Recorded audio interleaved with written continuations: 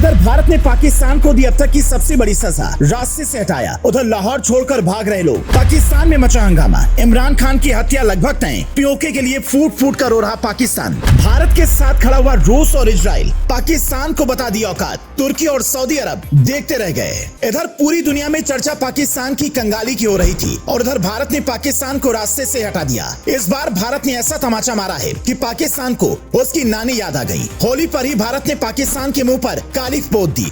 जब भारत दौड़ा दौड़ा कर मार रहा था तब पाकिस्तान का साथ देने के लिए ना सऊदी अरब आ सका ना ही तुर्की। आपको बता दें कि वहां पर होली के दिन पंजाब और सिंध यूनिवर्सिटी में होली खेल रहे हिंदू लोगों पर हमला किया गया, जिसमें कई छात्र घायल भी हो गए। मतलब वहां पर हिंदुओं को उनका त्योहार भी मनाने नहीं दिया गया। वहां के छात्र रो रो कर यही कह रहे थे कि अगर ईद मनाई जा सकती है तो होली क्यों नहीं। होली पर हिंदुओं के साथ पाकिस्तान में हुए इस अन्याय के लिए पूरी दुनिया के हिंदुओं ने इसकी कड़ी निंदा की है।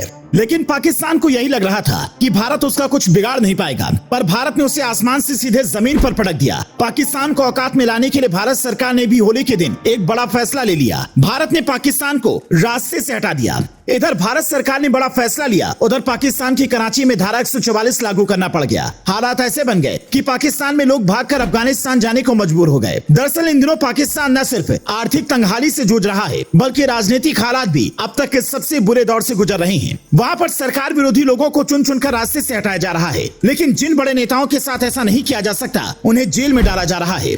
उन्हीं नेताओं में इमरान खान भी शामिल है। इमरान पर पहले ही जानलेवा हमला हो चुका है, लेकिन इसके बावजूद इमरान खान कराची में रैली करना चाहते थे, पर शहबाज शरीफ सरकार को यह मंजूर नहीं था और इसीलिए वहां पर धारा 144 लागू कर दी गई, जिसके बाद अब कई लोग पाकिस्तान को छोड़कर अफगानिस्तान भागने को मजबूर हैं। दरअसल भुखमरी की मार झेल रही पाकिस्तान की जनता को ये उम्मीद है कि शायद उनकी जान अफगानिस्तान पहुँचने से बच जाए, क्योंकि पाकिस्तान की सरकार अकड़ दिखाते हुए भारत से मदद नहीं मांग रही है, लेकिन भारत अफगानिस्तान को लगातार मदद भेज रहा है। इस बार पाकिस्तान को भारत ने जो जोरदार तमाचा मारा है वो अफगानिस्तान से जुड़ा हुआ है। दरअसल अब तक भारत अफगानिस्तान को अनाज की जो मदद भेजता था वो पाकिस्तान के रास्ते होकर वहां पर जाती थी। अफगानिस्तान के लोगों का पेट भरने के लिए भारत गेहूं की बड़ी खेप पाकिस्तान के ट्रकों के जरिए ही अफगानिस्तान तक पहुंचाता था, लेकिन इस बार भारत ने बड़ा फैसला लेते हुए पाकिस्तान को रास्ते से हटा दिया। अब अफगानिस्तान तक गेहूं पाकिस्तान की रास्ते नहीं बल्कि ईरान के चाबहार बंदरगाह से होकर जाएंगे। मौजूदा समय में पाकिस्तान और अफगानिस्तान दोनों ही आर्थिक तंगी से जूझ रहे हैं। ऐसे में जब भारत अफगानिस्तान को अनाज की मदद भेजता था